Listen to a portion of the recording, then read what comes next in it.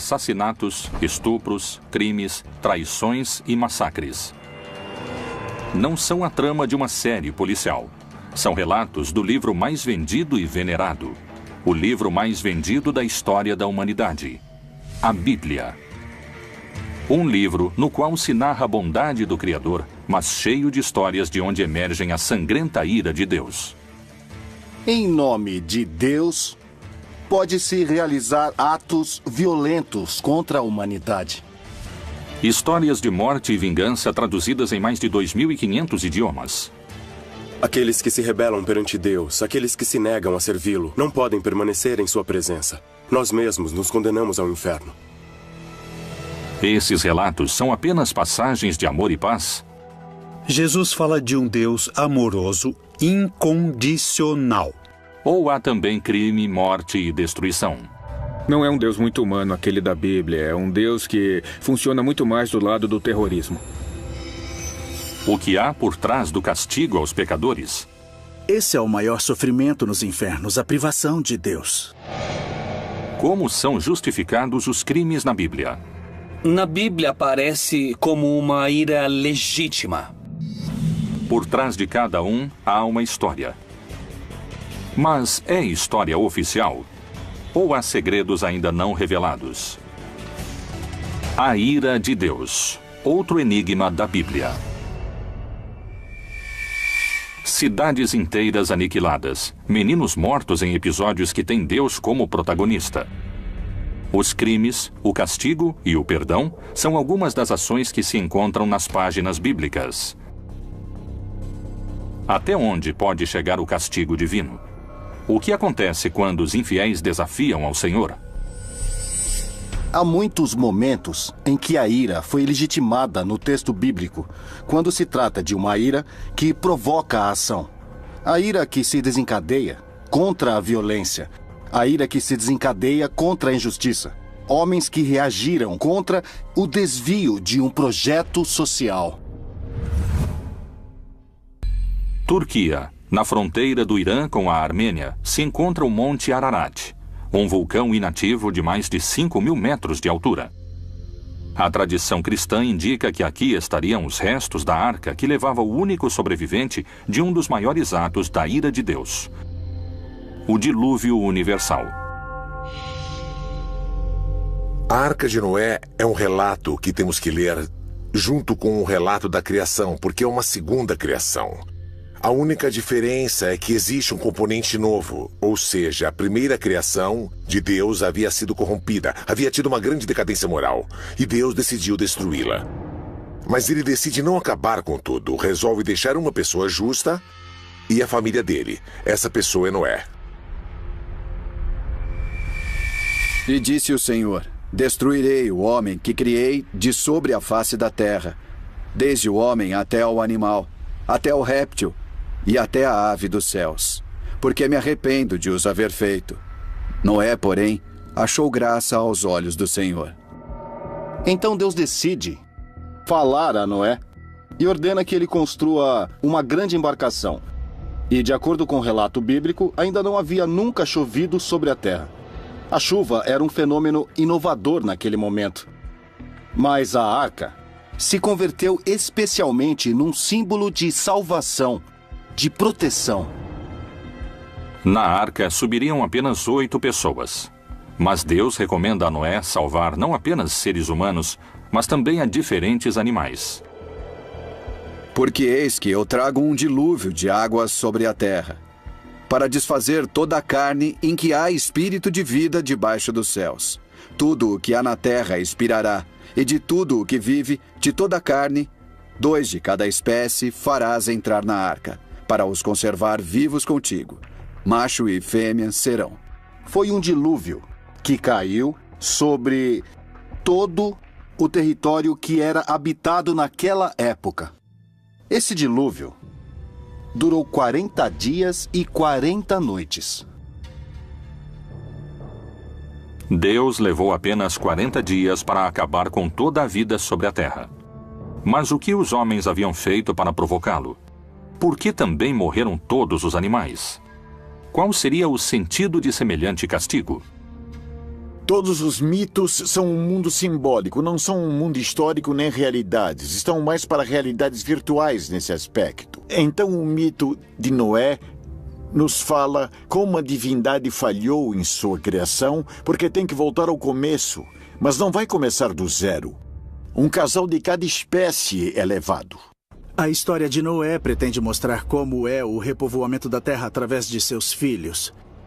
Por isso, através desses 3 filhos de Noé, de Cã, Jafé e Sem, vêm as raças humanas, os semitas, os jafetitas, os camitas. Então, é como o repovoamento do mundo. É uma história etiológica, ou seja, mostra a origem de algo. Os mitos fazem referência às divindades, mas nos revelam quem somos. A espécie humana quer ser uma espécie puríssima, quase anjos. Mas no final somos humanos que aprendem por tentativa e erro. E o Deus desses humanos se parece com os humanos. Assim, Deus destruiu toda a sua criação e deixa que a família de Noé viva. O único justo. A missão deve povoar a terra. Mas o que despertou a sua ira? Qual foi o motivo de tal destruição? Na época do dilúvio, menciona-se também que houve uma absoluta. Isso Deus não pode suportar. Depois do dilúvio universal, a humanidade começou a reconstruir a si mesma. E é assim que se fundou Babel, uma cidade onde Deus voltaria a desencadear sua fúria. Até onde pode chegar a ira de Deus? Poderíamos entender a Torre de Babel como a Torre da Babilônia. E é uma torre que é feita com a intenção de chegar até o céu daqui da terra. É o homem tentando alcançar a Deus. No mundo mesopotâmico e no mundo do Oriente Próximo, eram feitas grandes construções chamadas zigurates. Os zigurates eram montanhas escalonadas que costumavam ter até 7 pisos, eram muito altas. Eram a representação de uma montanha. E lá em cima, no céu, fica a sede de Deus, que é onde Deus habita, e na terra está o homem. Portanto, dessa forma, a montanha permite que o homem se aproxime de Deus. Mas isso, para os israelitas, significa idolatria. A Torre de Babel realmente existiu? E se foi assim, por que sua construção havia irado a Deus? Essas não são as únicas histórias que muitos estudiosos vinculam à ira de Deus. O Deus da Bíblia não é bom, é um Deus mau. É um Deus que nos provoca temor. A ele temos que obedecer e render culto, porque tem todo o poder, porque pode nos prejudicar. Deus se incomoda com o desafio que o homem pretende lhe oferecer. A intenção do homem não é crescer. A intenção do homem não é evoluir, não é desenvolver-se. A intenção do homem é alcançar a Deus, o que se constitui um desafio. E esse desafio é o que vai ser castigado. A Torre de Babel representa o orgulho do homem, a vaidade ao tentar alcançar o céu por sua conta, que foi o mesmo pecado do Jardim do Éden. Sempre que tentamos ser Deus, Deus dá um fim a essa situação. Por isso, ele destrói a torre, separa o povo e cria idiomas diferentes, razão pela qual não podem se comunicar entre si como antes. E o Senhor disse: Eis que o povo é um, e todos têm uma mesma língua. E isto é o que começam a fazer. E agora não haverá restrição para tudo o que eles intentarem fazer. Desçamos e confundamos ali a sua língua, para que não entenda um a língua do outro. Deus é cruel e invejoso. Quando uma pessoa está chegando à perfeição, Deus se enche de inveja e cria impedimentos, cria travas. Alguns especialistas afirmam que a ira de Deus encontra seu ponto mais alto no inferno.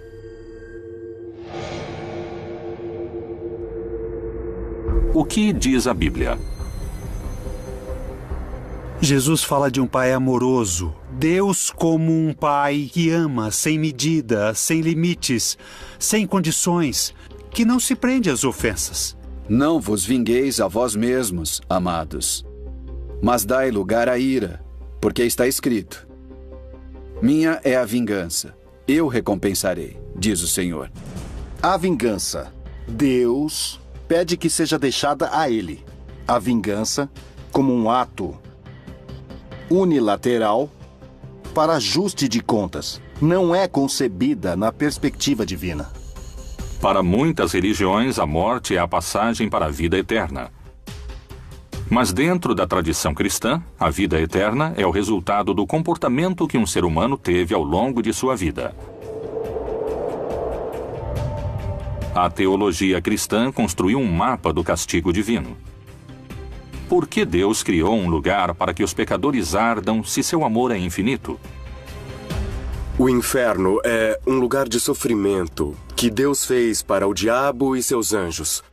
Os que se negam a servi-lo não podem permanecer em sua presença. Nós mesmos nos condenamos ao inferno. Depois da morte, temos 3 grandes realidades: o céu, para o justo, para o que merece estar cara a cara com Deus; o inferno, para aqueles que definitivamente se condenam; e um estado intermediário onde intensificamos o amor. É o purgatório. O purgatório seria este cárcere que Jesus descreveu e no qual pagamos o que estamos devendo. O limbo é um lugar proposto por diferentes pessoas da igreja ao longo dos séculos para serem misericordiosos em um sentido. Havia os que podem ter levado uma vida virtuosa, mas não sabiam do batismo. Especialmente as crianças, que morriam antes do batismo. Assim, o limbo representa uma espécie de paraíso natural, um paraíso celestial. O inferno é uma sala de tortura para que os homens temam ao castigo de Deus? É um lugar que existe realmente? O que Jesus disse no Novo Testamento sobre o inferno? Ele ameaçava seus discípulos com as consequências da ira de Deus? E se o teu olho te escandalizar, lança-o fora. Melhor é para ti entrares no reino de Deus com um só olho, do que, tendo 2 olhos, seres lançado no fogo do inferno, onde seu bicho não morre e o fogo nunca se apaga. Descrever o inferno. Ele é simplesmente um ambiente de privação de Deus. Jesus utilizou várias imagens. Não se trata da descrição física do inferno. Se trata da descrição da situação. É um lugar onde se vive tormentos como se tivessem chamas, como se tivesse vermes. Um lugar de obscuridade. Mas realmente existem o inferno, o purgatório e o céu? Podemos encontrar entre as páginas da Bíblia a descrição desses lugares? Na Bíblia não há o inferno nem o purgatório. Tratam de retomar alguns textos onde Jesus disse que ali haverá choro e ranger de dentes. Ele está falando do purgatório. Outros dizem, não, está falando do inferno. Mas isso não existe na Bíblia. O limbo não é bíblico, o purgatório, nem o inferno eterno e nem o céu. O céu é como estar perto de Deus, sim. O inferno como distância de Deus, sim. Chamas, diabinhos, um Satanás que manda nos demônios. Isso foi um invento medieval. É claro que se presta a manipulações para interesses políticos, para interesses religiosos. A ira de Deus pode condenar as almas dos pecadores a uma agonia eterna? De que maneira poderíamos evitar sofrer os tormentos das trevas? Existe uma instância de perdão na religião católica que conseguiria impedir a descida aos infernos? A confissão é um invento da igreja basicamente para obter informações e controle social.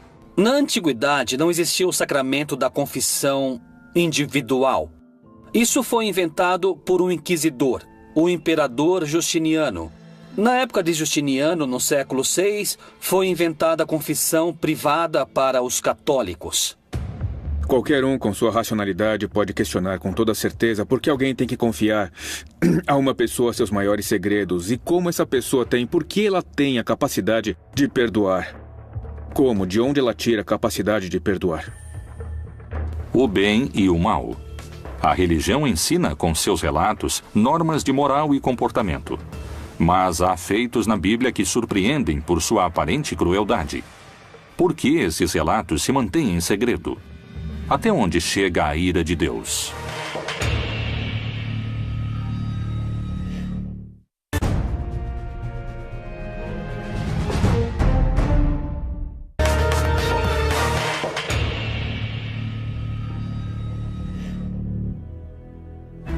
A ira de Deus se desencadeia com força sobre os crentes pecadores. O que acontece com os ímpios? Será que Jeová é mais cruel com aqueles que creem em outro Deus ou renegam o seu poder? O pecado é, segundo os estudiosos, uma transgressão voluntária dos preceitos religiosos. Quais castigos mortais teriam sofrido os que se dispuseram a pecar? O pecado é o que não é permitido dentro do decálogo do que é a religião. Os pecados capitais não vêm da Bíblia. Sem dúvida que a ira é um dos pecados. Na igreja o chamamos de pecados capitais. Ele é um pecado que pode engendrar outros. E Deus nos pede para nos desfazermos de todo tipo de pecado, inclusive da ira. Os mais importantes são os que nascem no corpo e precisam do corpo para pecar. Deixa a ira e abandona o furor. Não te indignes de forma alguma para fazer o mal, porque os malfeitores serão desarraigados. A ira é quando você não controla a irritação. É o grau máximo de raiva, de irritação, que pode levá-lo a fazer coisas irracionais, sem controle, das quais pode se arrepender depois. A mensagem da Bíblia é que os homens devem desfazer-se da ira. Mas, para alguns especialistas em religião, isso não se atribui ao exemplo do livro sagrado. Existem passagens bíblicas nas quais a ira de Deus causa catástrofes para a humanidade. Para muitos investigadores, a Bíblia ensina a amar, para outros, a temer. As pessoas creem que há uma legitimidade em se sentir irritado quando há discriminação, quando há injustiça social, quando ninguém ajuda os pobres, quando há todo um sistema social que gera mais pobres. Então, na Bíblia aparece como uma ira legítima, lícita. Que conduta leva o homem ao caminho do inferno? Uma das histórias mais conhecidas da Bíblia, a de Lázaro, parece se aproximar de uma resposta. Em João 3,36, Jesus disse: Aquele que crê no Filho tem a vida eterna, mas aquele que não crê no Filho não verá vida. Mas a ira de Deus sobre ele permanece. Havia um homem rico que permanentemente estava em banquetes, que vivia em opulência. E aos pés de sua mesa havia um pobre, que era chamado Lázaro. Lázaro desejava que ao menos as migalhas da mesa do Senhor caíssem para ele poder se alimentar, mas nem as migalhas caíam. E enquanto isso, os cachorrinhos lambiam as chagas que tinha em seu corpo. Os dois morrem. E assim Lázaro vai para o céu, e é uma representação muito bonita, porque é dito que ele vai ao seio de Abraão. Enquanto que o rico vai para o inferno. Vê a Lázaro. O rico está queimando em fogo e pede que, por favor, permitam a Lázaro vir pelo menos dar-lhe um pouco, dar-lhe de beber. E diz a Abraão: permita a Lázaro que fale com meus irmãos para que não façam o mesmo. Abraão lhe diz que não, que eles têm a Moisés e têm os profetas. Se eles não os escutam, então não vão escutar a ninguém. Disse, porém, Abraão: Filho, lembra-te de que recebeste os teus bens em tua vida, e Lázaro somente males. E agora este é consolado, e tu atormentado. As Escrituras demonstram a ira de Deus e, segundo a teologia, essa ira não é considerada um pecado. Mas por que alguns dizem que o Deus do Antigo Testamento é um Deus de ira, enquanto que o Deus do Novo Testamento é um Deus de amor? Na Bíblia, existem histórias de crimes, histórias terríveis de assassinatos e de massacres. Essas histórias mais truculentas e violentas encontramos no Antigo Testamento. Jesus fala de um Deus amoroso, incondicional. Essa imagem se contrapõe à apocalíptica, isso é claro, a todas as mensagens de ira, de cólera e da vingança de Deus. O Deus bíblico não é apenas um Deus de amor. Deus entende que às vezes tem que agir com severidade. Nesse sentido, a Bíblia exibe um Deus que não é todo bondade de modo algum. Pelo menos ela não mostra isso no Antigo Testamento, onde ele pede sacrifícios de filhos, onde há submissão permanentemente, onde tem que ajoelhar-se para falar com ele. O que é isso? O que significa isso? Por que, se ele é todo bondade? Mas, se Deus é um só, por que entre as páginas da Bíblia existem tantas diferenças entre o Deus irado do Antigo Testamento e o Deus benévolo do Novo Testamento? O cristianismo posterior, quando quis argumentar por que era bom sofrer, extraiu do Antigo Testamento todos os textos nos quais era bom sofrer. Esses foram chamados de servos sofredores de Yahvé, para equiparar o sofrimento de Jesus àquele do Antigo Testamento. Há uma transição entre somos os bons, agora somos os maus que precisam de penitência. No Antigo Testamento, há a necessidade de se estabelecer um Estado. Uma comunidade os obriga a terem regras muito claras. Regras que podem parecer drásticas, intolerantes, mas que, na verdade, são regras que querem apenas evitar violências piores, na medida em que não foi executado o que se estava pedindo naquele momento. Em nome de Deus, foram cometidos os maiores crimes, que foram perdoados por esse mesmo Deus, que justificou seus crimes, mas não os criminosos. Porque quem os cometeu tem que pagar, e ele aplicará a lei do talião, que é olho por olho, dente por dente. Se alguém matou, aquele que matou tem que morrer. Quebradura por quebradura, olho por olho, dente por dente. Como ele tiver desfigurado a algum homem, assim se lhe fará. Olho por olho, dente por dente é uma das frases mais mal entendidas na história do pensamento humano. O que o Talmud fala é de compensação. O que esse princípio explica é que, quando uma pessoa causa um dano, um sofrimento, ela tem que compensar a vítima de uma forma que seja equivalente.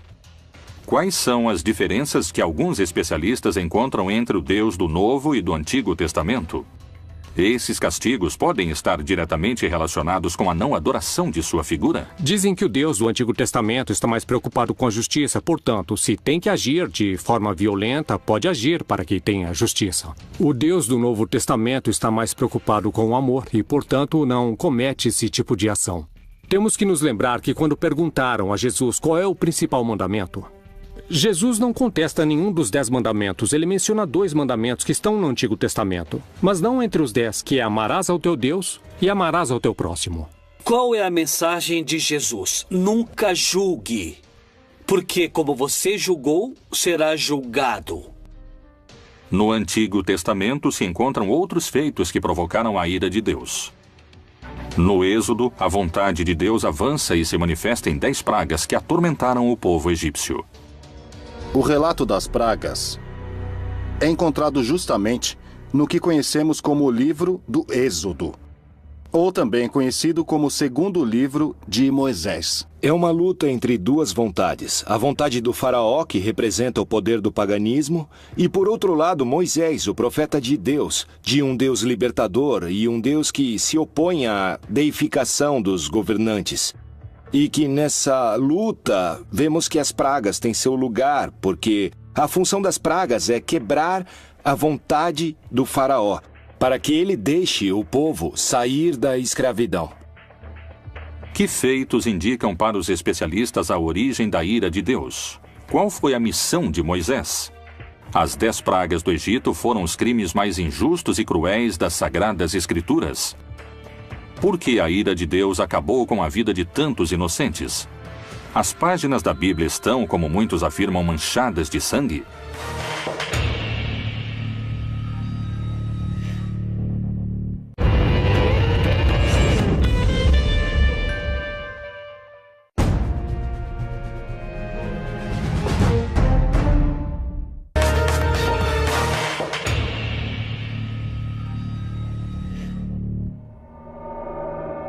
As 10 pragas do Egito são alguns dos relatos mais surpreendentes dos textos da Bíblia.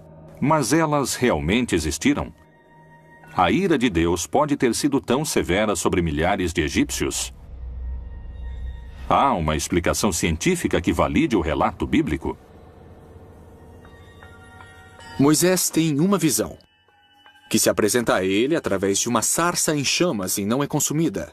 Através dessa sarça, Deus pede a Moisés que liberte o povo de Israel do Egito. Como todo bom profeta, Moisés, em princípio, recusa a missão que Deus lhe encomenda e diz que não está preparado. Por que eu? Mas Deus insiste que ele é a pessoa. Moisés havia levado uma vida comum até o momento em que Deus se apresentou com uma missão, talvez a mais significativa na história da religião. Moisés vai até o faraó e diz a ele que Deus mandou lhe dizer que deixe o seu povo ir. O faraó não aceita e por isso, então, Deus começa a mandar castigos, como encontramos em algumas traduções, mandar pragas ao faraó do Egito, para que liberte o povo. Diante da negativa de dar a liberdade ao povo de Moisés, o faraó recebe o castigo de Deus. As pragas divinas começam a recair sobre a população indefesa do Egito. Jeová lhe mostrou o que deveria fazer. Eis que eu, com esta vara que tenho em minha mão, ferrei as águas que estão no rio, e tornar-se-ão em sangue. E os peixes que estão no rio morrerão. E o rio cheirará mal, e os egípcios terão nojo de beber da água do rio. Há uma simbologia muito forte aqui. O rio Nilo era um rio adorado por eles, porque na verdade viviam do rio. E transformá-lo em sangue é transformá-lo em uma coisa impura. O faraó pede a Moisés que, por favor, detenha a praga. Deus age, a praga se detém, e uma vez a praga detida, o faraó volta a endurecer seu coração, e então começa novamente o ciclo com uma nova praga. Depois da promessa do faraó e seu posterior arrependimento, Deus entende isso como traição, e seu contra-ataque é mais forte. Porque esta vez enviarei todas as minhas pragas sobre o teu coração, e sobre os teus servos, e sobre o teu povo, para que saibas que não há outro como eu em toda a terra. O que se mostra nas pragas é uma progressão sucessiva que vai aumentando sua atividade e sua agressividade. Depois vêm as rãs, as chagas e os mosquitos, de novo animais que transmitem impurezas. Dentro dessa cadeia, aparece uma praga que são os piolhos. Encontramos a praga das moscas. Além disso, certas irritações que provocam, por sua vez, também o advento de novas pragas. As pragas que começam a castigar o Egito são cada vez mais perigosas, mais violentas, mais letais. E diante de cada praga, progressivamente, eles iam enfrentando o poder de Deus e o poder do faraó, que se considerava filho dos deuses. Tá legal, talvez sejam relatos folclóricos, mas a simbologia é forte. O que há por trás disso é uma profunda mensagem de quem tem o poder. E em qualquer etapa da história humana, os poderosos têm o poder. Mas aqui o poder está invertido porque acontece que o poderoso é o fraco. Ou seja, quem tem o poder é o Deus dos escravos e não o contrário. A mensagem que Moisés leva ao faraó da parte do Deus hebreu é um desafio à sua autoridade. E por isso que é tão difícil convencê-lo. Mas a resposta do faraó foi ainda mais desafiadora e fez com que a fúria de Jeová se desencadeasse de vez.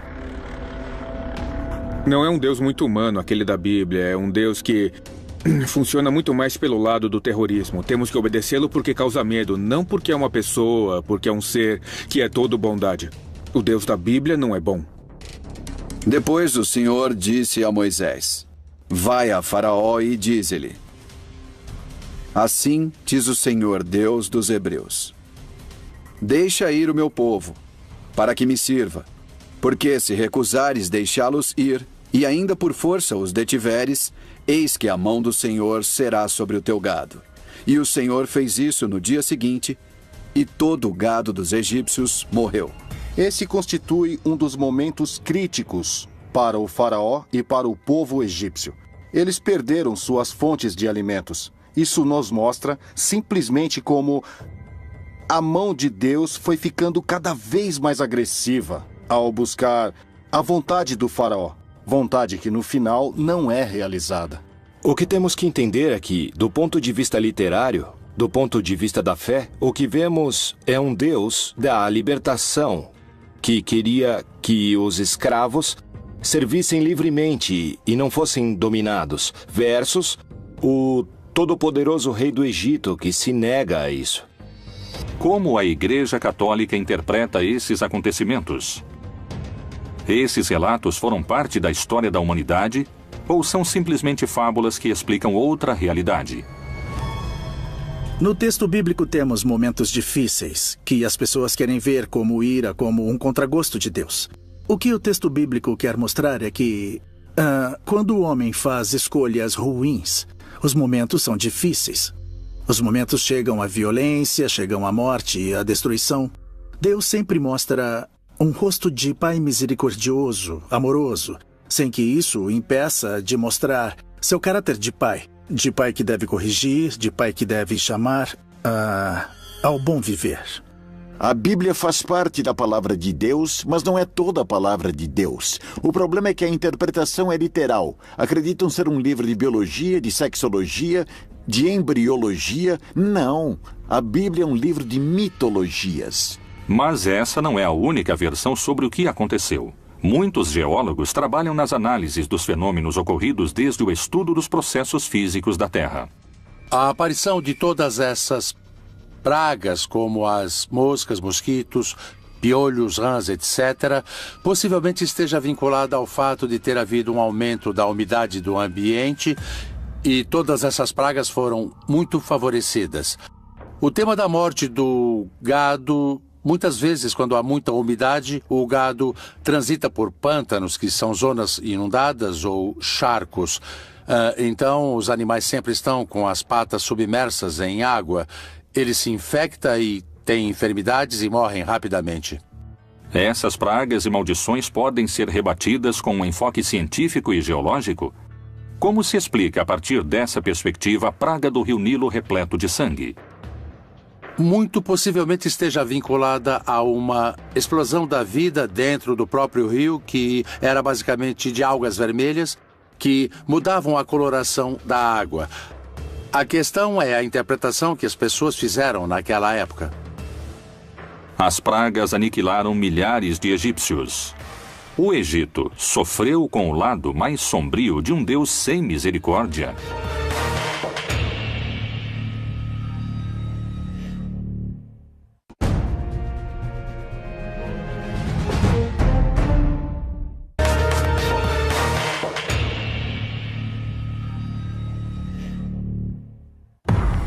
O Antigo e o Novo Testamento são formados por 76 livros.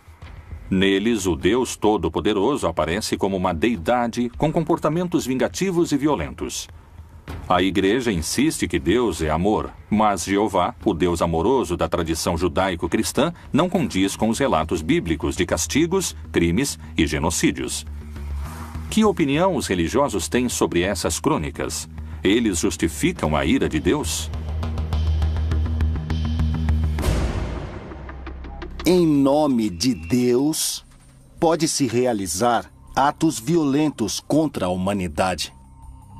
O Deus com ira ou Deus sem ira é um Deus perverso. As religiões vêm utilizando o nome de Deus ou a vontade de Deus ou as suas interpretações desses temas para criar catástrofes, genocídios, matanças, atos de injustiça e a violação de direitos de grupos distintos. Isso é muito claro. Nem jurareis falso pelo meu nome, pois profanarás o nome do teu Deus. Eu sou o Senhor. Os castigos de Deus parecem ser implacáveis, segundo algumas interpretações. Um exemplo poderia ser a história de Sodoma e Gomorra. Esse relato conta que milhares sofreram uma morte lenta e dolorosa sob o fogo de enxofre. Com base nisso, nos cabe mencionar, como vemos em passagens bíblicas, que de repente aparece ou se manifesta a ira de Deus, como por exemplo o dilúvio em Sodoma e Gomorra. Como quando Deus subverteu a Sodoma e a Gomorra e as suas cidades vizinhas. Diz o Senhor: assim ninguém habitará ali, nem morará nela o Filho de Homem. Há uma ordem central a esse povo que havia sido peregrino por 40 anos no deserto e foi acolhido por outros povos porque encontravam-se pessoas no deserto habitando-o. Então, como fora um povo peregrino, pede-se que acolham aos forasteiros, aos hóspedes que são sagrados. E aqui o problema é que esses dois povoados, tanto Sodoma como Gomorra, não amparam os hóspedes de modo sagrado. A violência de Deus nessa história é extrema, desmedida. Especialistas asseguram que, com base na interpretação desses mitos, o nome de Deus tem sido usado em vão muitas vezes para exercer diversos tipos de violência e discriminação. A lei sagrada é para com os hóspedes. Mas então esses povos rompem essa lei sagrada. Não acolhem os anjos como hóspedes. Querem abusar deles. E aqui o problema não é a questão homossexual, é o abuso. A Bíblia não fala disso. Fala de hospitalidade. E isso é o que é castigado nesse mito. Toda tradução tem uma ambiguidade. É o mesmo que traduzir a Bíblia e traduzir uma obra do inglês, um Shakespeare ou qualquer autor. É mais cruel o relato do que se passa, mas essas são coisas menores. Eu creio que não afetam muito aos sentidos. Enfim, assassinar é ruim, não é? Seja quem for. A ira de Deus poderia ser justificada segundo as diversas interpretações das Escrituras Sagradas? A Bíblia não tem o monopólio da violência. Muito menos o Alcorão, nem nenhum outro texto, ou seja, existe violência em todas as tradições. A pergunta é como são interpretados os textos e como são vividos. A ira de Deus é propriamente de Deus e ele sabe quando se deve aplicá-la e quando não. E porque não entendemos sua conduta, não significa que não tenha sentido. A Bíblia, um livro que compila histórias de violência e crimes onde Deus é vingativo e cruel. É necessário o castigo eterno no inferno? Como são justificados os crimes na Bíblia? Quanta violência terá sido cometida em nome de Jeová? A ira de Deus poderia ser justificada segundo as diversas interpretações das Escrituras Sagradas? A ira de Deus, outro dos grandes mistérios da Bíblia Proibida.